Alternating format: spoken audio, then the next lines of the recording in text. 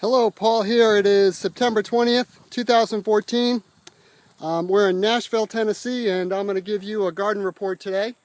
Here we are at the winter garden, and I have two winter gardens, the first wave and the second wave. This is the first wave, and what we got here is a whole lot of lettuce. And then on this row here, we have beets, and these plants will get huge. And it's been really hot here and dry, so the fact that they're alive is amazing. And then over here we have kale, and they survived the summer and they'll really flourish now that the cold weather's coming. And then look who moved in right beside. This is a rabbit hole. And we've seen the rabbit in here quite a bit. He burrows under the garden shed here. And we've seen him numerous times in the lettuce. And we scared him, and he ran as fast as he could right through the lettuce, and there was lettuce flying everywhere. And we have plenty to share, so we don't mind a whole lot. And then I'll just walk you around. Over here we have some chard. This row right here is chard. See that? And that's like beet leaves, and they're really good for putting in juice and smoothies.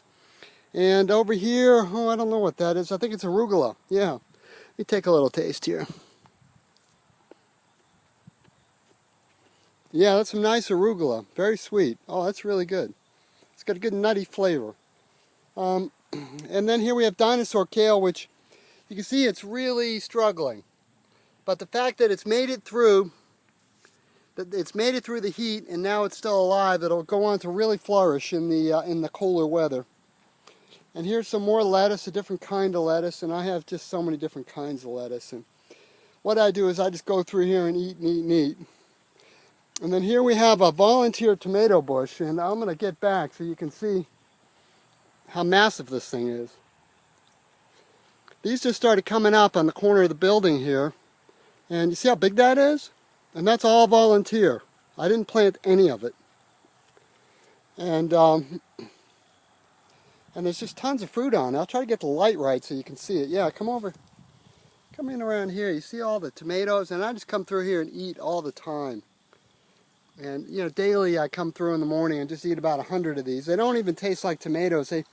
They taste more like sweet grapes. And then over here is, I guess this would be the third winter garden. And I've got some rows planted. And on the right here we have radish sprouts. And we're eating these because they have to be thinned out. And so we're eating a lot of these, and they're really tasty. I don't like radishes. I don't like the flavor. I'll eat them because they're good for me. But I don't like the flavor, but I am enjoying these sprouts. And what you do is you come in and find an area where there's not going to be enough room for everyone to grow together, and pick it. You just pull it out of the ground like that, and you brush off the roots. And I'll hold it up here so you can see it. And then you just put it in your mouth. It tastes a little like a radish, but it's rather sweet.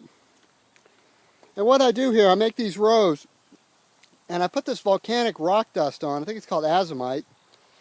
And it's got like over 70 minerals in it. And so that just really nourishes the soil.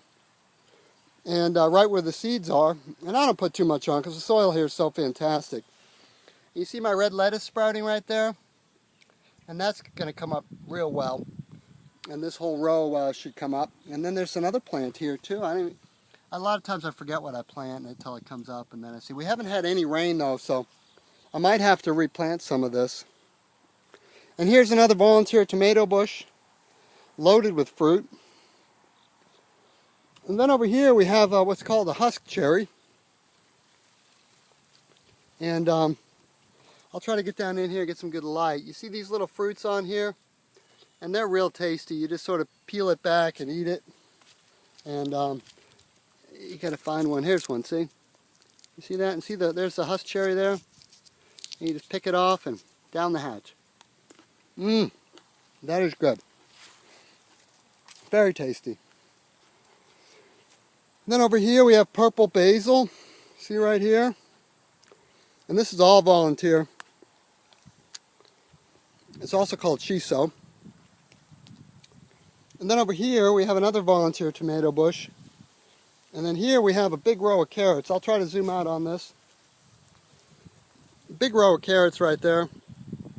And that's doing well. And then another row of carrots there. And we're in really bright sunlight here. I'm barefoot, no shirt, just really enjoying soaking up the sun. And here we have a lot of volunteer lettuce where our last lettuce was planted. And then one of my favorite plants is right here.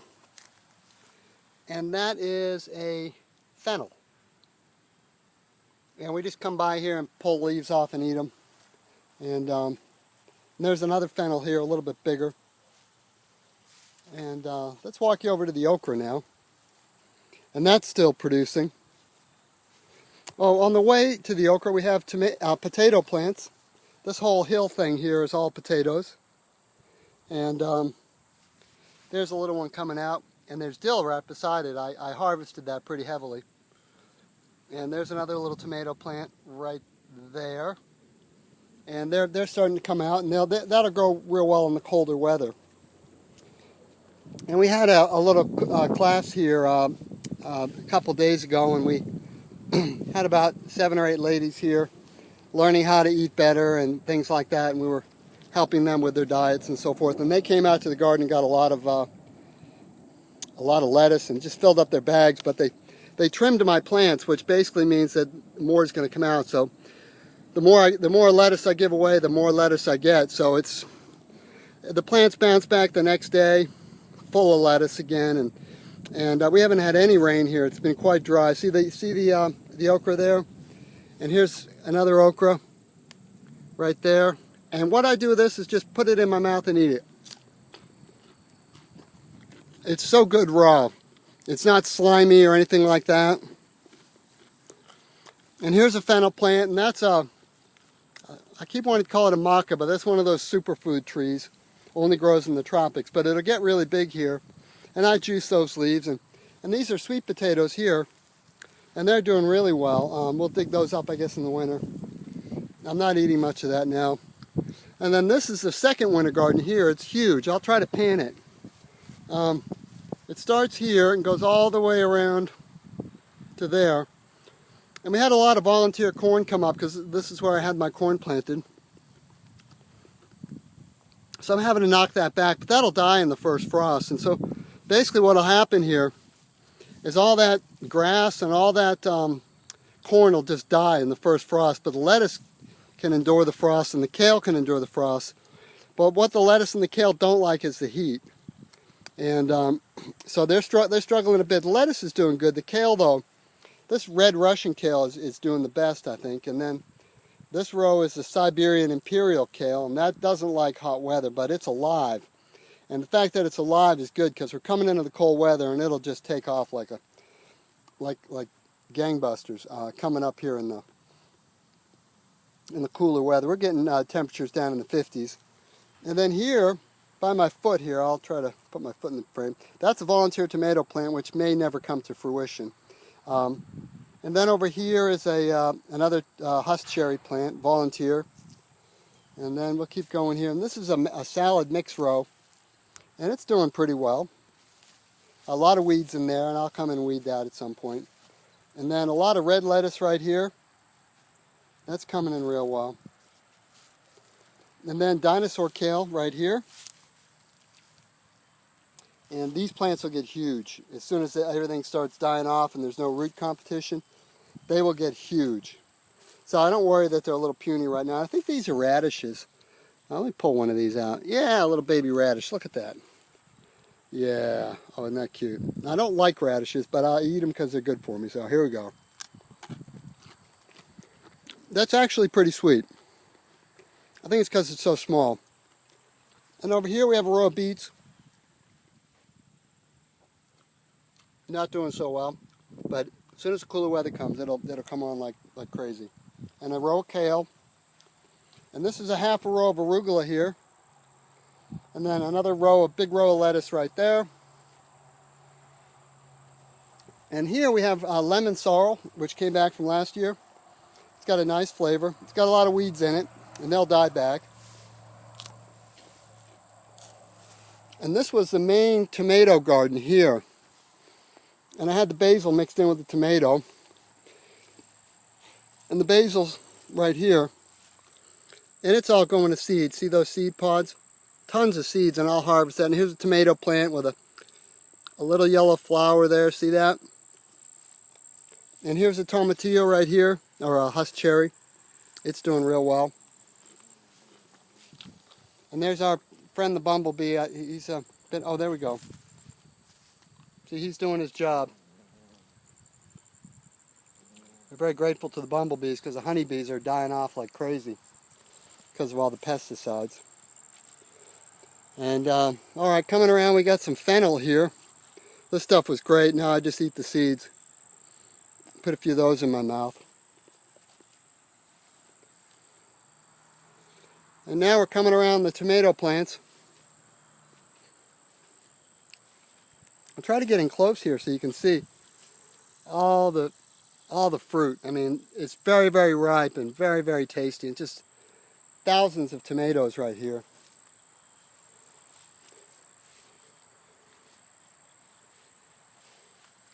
And the smaller ones, like that right there, are the tastiest. I'm going to eat that one. It tastes nothing like what you get in the store. There's no comparison. And then that's a holy basil plant. And holy basil is also called tulsi. And it's a really amazing plant for tea. And I just eat a leaf or two a day. I haven't had one today, so. And look at all these little pollinators. There's a honeybee right there. I don't know if I can get him in. Oh, there he is, right there. Can you see him? And look in his abdomen. You see that little, he's got a lot of red pollen on him. And he's very busy going from flower to flower. And if they have pollen, that means they have babies in their nest, because the pollen is rich in protein, and they give that to their babies. So when you see the little pollen bags on their legs, you know that they've got a lot of what's called brood. Oh, lots of honeybees here on the holy basil. Never seen this before. I'll try to get it. I'll try to zoom in there. They're cooperating pretty good. You might catch a frame or two of him. Yeah, they're loving that, and that's going to make some good honey. Okay, and over here we have carrots. And I've been systematically digging these out. I've got 4 rows of about maybe 40 feet long each. And I mean, there's a lot.